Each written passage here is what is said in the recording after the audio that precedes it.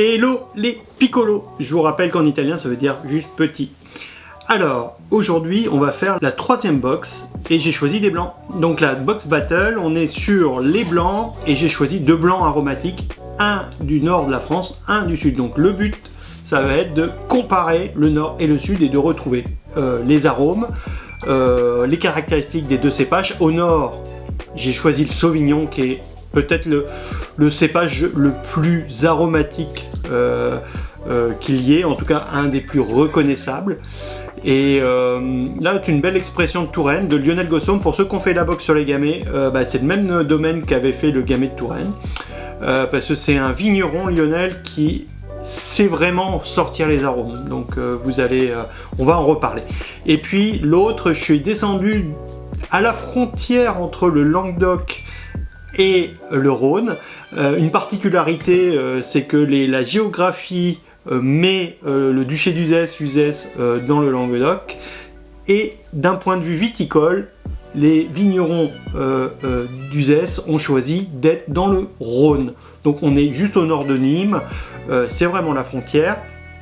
Donc on a un vin du Rhône, blanc, avec des cépages caractéristiques du Rhône, comme le Viognier et la Marsanne, et aussi un troisième cépage dedans qui est le Grenache blanc, qui est qu'on utilise plus dans le Languedoc-Roussillon. Donc on voit bien qu'on est à la frontière. Et le Viognier, c'est le grand cépage de Condrieu, de Châteaubriant, qui est un truc minuscule mais hyper coté, et qu'on retrouve aussi dans le Rhône Nord, et donc c'est très expressif aussi. Et là, on est dans une version bien plus au sud du Rhône, comme je disais, près du Languedoc, avec des caractéristiques différentes de Viognier. Voilà, donc qu'est-ce que je peux vous dire de plus? Le Viognier, alors on va commencer par le Sauvignon. Donc le Sauvignon, au niveau de l'aromatique, c'est hyper caractéristique. C'est ce qu'on appelle le bourgeon de cassis, le buis. Donc c'est un côté qu'on met dans les arômes végétaux, et donc vous allez pouvoir le sentir suivant la maturité du raisin, des choses plus végétales, plus vertes, et des fois plus en allant plus sur les agrumes quand il y a un peu plus de maturité, et quand il y a encore plus de maturité, on va plus sur les fruits exotiques et sur la pêche. Donc la maturité, ça vient de la météo, hein. Il faut que la météo soit belle, surtout en Touraine, hein. Il faut un beau climat. Donc on est sur 2020 là, et 2020, gros climat, bien chaud. Donc on peut imaginer des choses plus mûres que juste le bourgeon de cassis. Et par contre, si vous aviez des vins vendangés en pas très grande maturité, des vins de Sauvignon, comme des fois en Nouvelle-Zélande. La Nouvelle-Zélande est un autre pays du Sauvignon. Là, vous allez avoir des choses qui sont plus sur le bourgeon de cassis, qui évolue sur le pipi de chat. Ouais, vraiment. Et même des fois sur l'asperge, sur des trucs qu'on n'aime pas trop, en tout cas qui sont signes de non-maturité. Donc ça veut dire qu'en principe le climat s'y prêtait pas, la vendange a été faite un petit peu tôt, ils n'ont pas attendu que les raisins soient vraiment matures. Donc c'est vraiment des marqueurs très caractéristiques.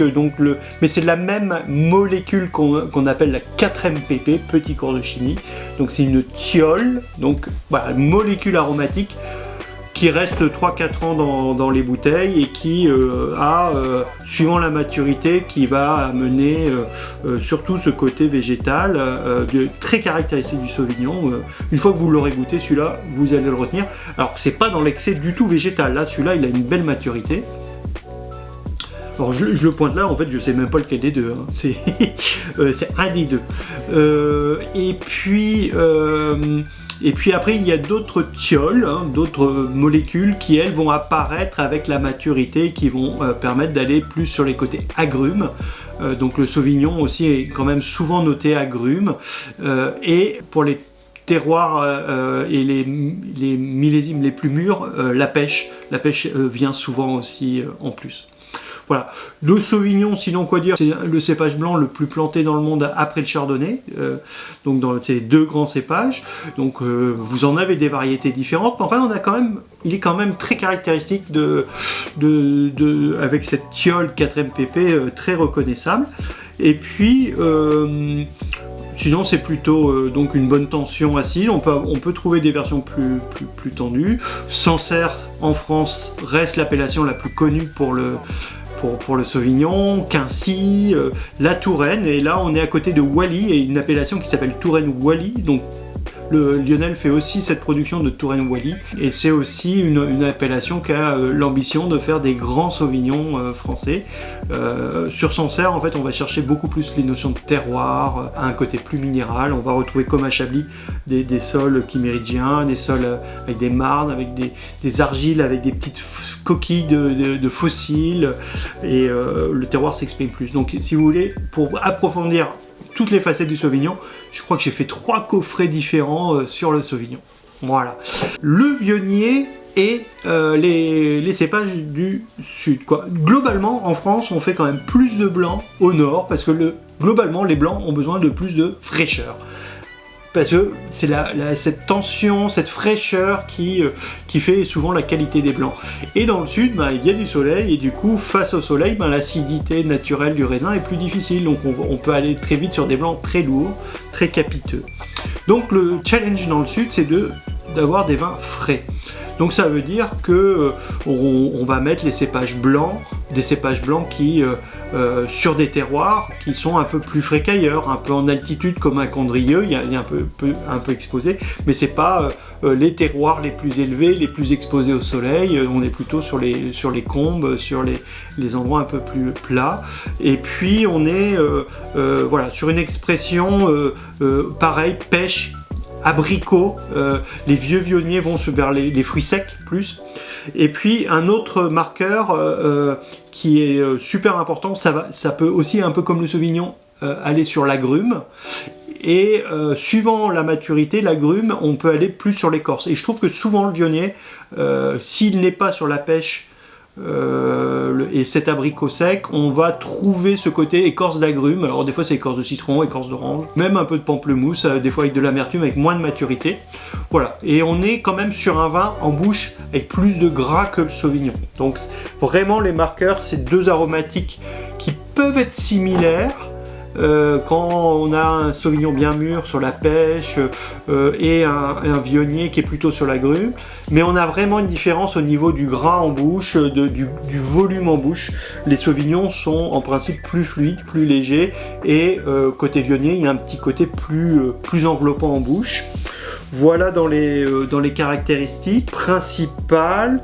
On a un petit peu moins d'acidité aussi en principe au Vionnier, mais là on est sur un assemblage. Donc en fait les 2 autres cépages sont là pour amener aussi de la fraîcheur, notamment le Grenache blanc.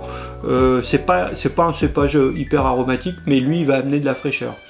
Voilà, et on est sur 2020 qui, dans le Languedoc-Rhône, Rhône-Sud, c'est pas finalement l'année la plus chaude. Donc on sait que c'est chaud en Touraine, par contre on sait que c'est pas le millésime le plus chaud dans le sud. Donc a priori, avec toutes ces connaissances, je me dis y a battle. Enfin en tout cas il y a bataille comme quand on joue aux cartes, quoi. Il y a kiff. C'est à ça que je pensais plutôt de dire qu'il y a battle. Et on va goûter, j'ai hâte. Donc je ne sais pas qui est qui. On va commencer par la méthode. Donc vous avez tout ce que je viens de vous dire à l'oral, résumé un petit peu sur la fiche. Et puis on va la première fiche, et sur la deuxième, donc vous pouvez commencer à cocher en buvant les deux et en goûtant et comparer. Voilà.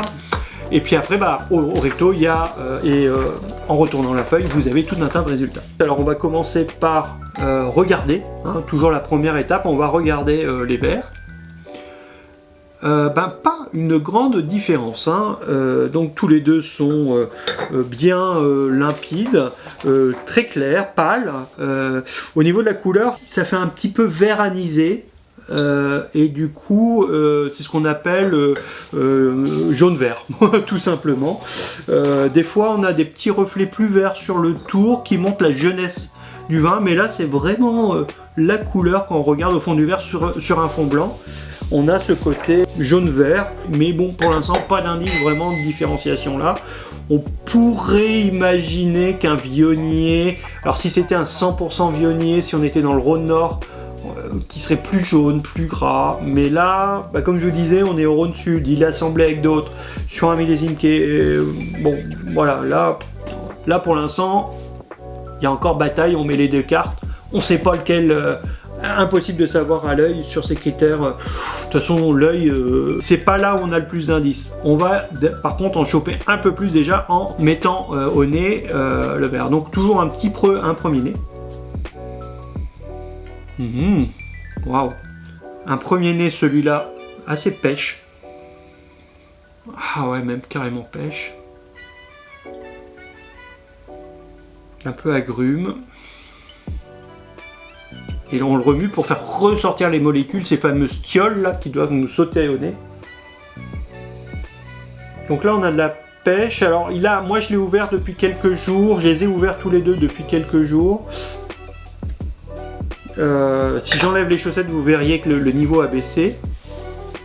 Ah bah là, on est vraiment sur le côté plus cassis, bourgeon de cassis. Donc là, je dirais, bon, là, au niveau du nez, moi, on a la pêche aussi. Il y a ce côté végétal et sincèrement, quand je les ai sentis il y a 2 jours la première fois, le nez était très différent. Donc petit conseil, si vous avez le temps, soit vous ouvrez les vins un jour à l'avance pour bien ressentir les aromatiques qui se mettent en place, parce qu'en fait c'est 2 vins qui ont été mis en bouteille il n'y a pas très longtemps. C'est ce qu'ils appellent la première mise, donc ça a été mis en bouteille très vite, il n'y a pas eu le temps trop d'élevage, et du coup ces vins vont s'améliorer avec un petit peu de temps. Et du coup là, l'ouverture ou le carafage, donc si vous avez des carafes, vous pouvez... donc là c'est pas du carafage gentil, hein, vous pouvez glouglouter directement dans un grand récipient. Ce qui est important, c'est l'échange d'air, donc ça vieillit avec cet échange d'air le vin instantanément. Ça va pas détruire les arômes dans les 48 heures, hein. Un petit peu, et là ouais, les agrumes vraiment... là je suis plus citron, alors qu'à l'ouverture j'étais plus sur des notes de pamplemousse au niveau du nez, et plus écorce. Il y avait déjà une petite amertume qui a disparu là au nez avec l'ouverture. Et là je dirais qu'avec l'ouverture, quand je l'ai senti la première fois, il était vraiment sur la pêche, une pêche mûre. Et là on avait des petites notes d'abricot, mais toutes fines derrière, qui étaient assez masquées par le côté agrume. Et là c'était plutôt le côté variétal, bourgeon de cassis, pipicha, alors pipicha si on exagère, hein, qui était un petit peu masqué par la pêche. Donc on avait vraiment une bataille au niveau de l'arôme, parce qu'on avait tous les deux ce mélange d'agrumes et de pêche finalement, un qui était plus fruits blancs, abricot, dominé par plus l'écorce, et l'autre plutôt la pêche bien mûre et un petit peu de trucs différents comme du cassis et des agrumes derrière. Alors que là, au bout de 2 jours, on est vraiment sur des choses bien plus marquées. C'est vachement intéressant si, comme vous avez les bouteilles, et je suis sûr que vous êtes très raisonnable et que du coup vous goûtez, vous allez goûter sur plusieurs jours. Refaites l'expérience, notez comme l'aromatique évolue. Moi j'adore ce phénomène, et voilà, maintenant en plus vous pourrez dire que c'est les thioles qui changent, qui évoluent. Certaines sont parties, d'autres sont arrivées, ouais, vraiment, pour moi, on est vraiment sur 2 aromatiques hyper marqués. On est vraiment sur des blancs aromatiques. À l'ouverture, celui-là était un petit peu fermé par rapport à la capacité du Viognier à sortir vraiment une aromatique aussi puissante pratiquement aussi puissante que celle du Viognier, du Sauvignon, pardon. Là, à l'ouverture, je trouvais que bon, il donnait pas autant. Là, après quelques jours, là, il s'est ouvert. Ce vin s'est ouvert. Et j'ai discuté avec la vigneronne qui travaille au domaine Chabrier, au vignoble Chabrier, et elle m'a confirmé que c'était sur un millésime un petit peu frais, et là il est encore un tout petit peu jeune par rapport à la mise en bouteille. Alors les vignerons disent à la mise, donc si je vous dis oh ce vin il sent pas très fort, peut-être qu'il est encore un peu fermé parce que la mise est pas vieille, a été faite il n'y a pas longtemps. C'est une explication possible, vous pourrez impressionner. Bon, voilà. En tout cas, au niveau du nez, pour moi, les deux ont des arômes très nets. On est tous les deux... Donc, celui-là, il y a ce côté un peu plus végétal et fruité. Celui-là, très fruité, pêche et agrumes. Abricot, voilà. On va passer à la bouche, la partie la plus intéressante. Hein, finalement, je crois que le vin, c'est quand même un petit peu fait pour être bu. Alors, je remets au nez, je sais pas, c'est un réflexe.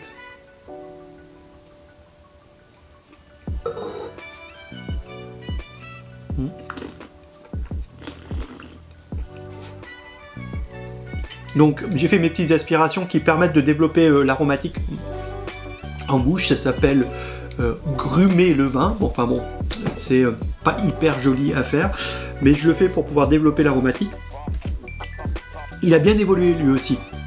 La bouche a bien évolué. On est vraiment sur... Donc il y a une bonne fraîcheur, une bonne acidité qui est bien présente. Il y a un petit côté acidulé dès l'attaque. Et même en finale, elle reste. Donc finalement, on est là. Il y a de l'alcool. On le sent de façon moyenne.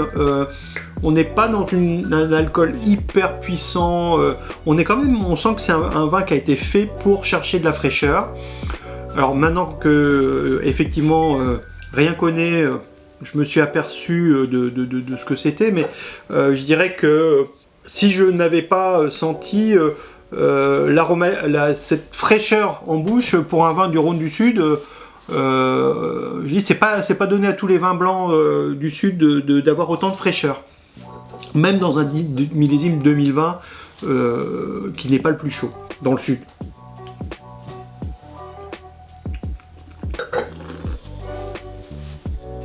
Et donc c'est quelque chose que j'avais moins à l'ouverture, donc il y a 48 heures.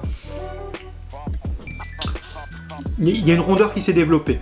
Donc donc la rondeur, c'est ce qui vient envelopper un peu le palais, et il y a quand même toujours une structure en bouche. On sent que c'est pas complètement fluide, léger, ça fait pas glouglou. Ça vient, ça tapisse, donc c'est ce qu'on appelle la rondeur. En fait, c'est le glycérol de l'alcool, donc c'est ce côté un petit peu gras qui vient, et il y a de la matière quand même en bouche, hein. Donc pour un vin blanc, on se dit ouais, là quand même il a un corps, hein, il est structuré, il est plein, et il a, en plus de cette acidité, il y a ce petit côté alcool. C'est pas de la chaleur, mais il y a un petit côté légèrement gras qui vient en plus de l'acidité. Donc ça, c'est quelque chose qui, par exemple, ce côté gras, il n'y a pas sur le Sauvignon en général. Je connais pas de Sauvignon gras, vous voyez.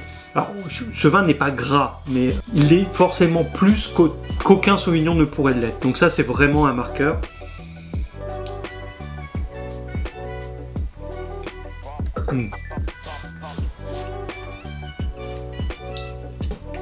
Donc là, on retrouve l'aromatique Sauvignon en bouche, clairement. Un peu plus la pêche. Ce côté bourgeon de cassis, ce côté un peu cassis, un peu végétal, très mûr, gourmand, qui a une aromatique qui est bien présente quand même. Tous les deux, bon, ils n'ont pas une longueur infinie ces deux vins, mais comme ils sont aromatiques, ben l'aromatique reste. Et notamment la fraîcheur, l'acidité. Alors lui aussi, hein, il a une belle acidité, mais c'est pas un vin avec une vivacité qui va vous décrocher les dents, hein. C'est quelque chose, voilà, une fraîcheur normale du vin, une acidité qu'on retrouve facilement sur un Sauvignon, et il n'y a pas le gras en face comme j'ai indiqué sur l'autre. Donc cette notion de gras et cette aromatique, tous les deux, on voit vraiment une différence bien marquée pour les deux vins. Je dirais que c'est marrant parce qu'il y a 2 jours, quand j'ai goûté, finalement le Duché d'Uzès, ce vin du Rhône, ce vin blanc sud, avait plus de longueur en bouche que le Sauvignon. Et là, après 2 jours, l'aromatique du Sauvignon reste beaucoup plus longtemps, et je trouve ça vachement sympa. Et j'aime bien ces deux-là, parce que c'est 2 vins, voilà. Donc on a fait la dégustation. Donc la conclusion, je vais quand même ouvrir les bouteilles. Et donc je les ai mis sous chaussette il y a 48 heures, donc là, et puis alors je les ai mis au frigo, je les ai bougés, incapable de savoir, mais bon, je peux pas me tromper sur... voilà, tac, the première, the deuxième, problème technique des chaussettes. Voilà, donc on retrouve Battle. Moi, si je faisais vraiment la Battle jusqu'au bout, lequel j'ai préféré, c'est difficile parce que c'est deux styles différents. À l'ouverture, celui-là avait un petit côté écorce d'agrumes, légèrement pamplemousse, une petite amertume, dont je suis pas tout le temps hyper fan. Ça a disparu, ça disparaît. C'est lié au climat assez frais de cette année. J'ai goûté ce duché d'Uzès sur d'autres millésimes plus chauds depuis 2-3 ans. Le vionnier, les côtés abricots, tout ça est plus présent. Et je suis très content de le voir 2 jours après parce que l'aromatique, du coup, je la trouve plus en place et du coup, j'ai la même gourmandise dans les deux avec une belle fraîcheur. Moi, c'est ce que j'attends des vins blancs, qu'il y a un petit côté rafraîchissant en bouche, aromatique. Là, moi, j'en ai quand même plein la bouche au niveau des arômes qui me déplaisent pas du tout. Et du coup, là, moi, il y a bataille, comme je reviens à ce vieux jeu auquel je jouais quand j'étais petit avec ma grand-mère, avec des cartes. Mais sinon, à l'ouverture, j'aurais eu, je crois, une petite préférence quand même pour les sauterelles qui, pour moi, étaient en place dès le début.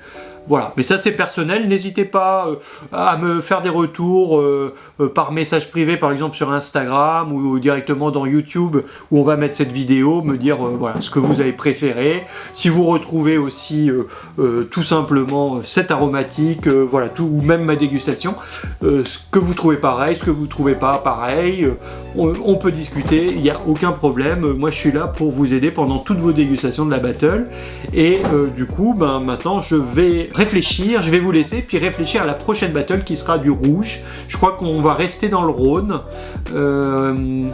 Ouais, je suis parti pour l'instant sur une petite battle Grenache Syrah là aussi. Hein. Vous pouvez, si vous avez des idées de battle pour comparer de façon ludique comme ça, de vin, je trouve qu'on apprend toujours 10 fois plus vite, pas juste 2 fois plus vite le fait de comparer, on compare pas assez. Alors comparez les vins, vous allez apprendre plein de choses beaucoup plus vite. C'est notre méthode, la méthode Abacus, la comparaison, ce petit mode ludique, un petit peu de battle où on compare et puis on voit qui gagne à la fin. Mais c'est les goûts de chacun. Donc je vous dis à bientôt, bonne dégustation et à la prochaine.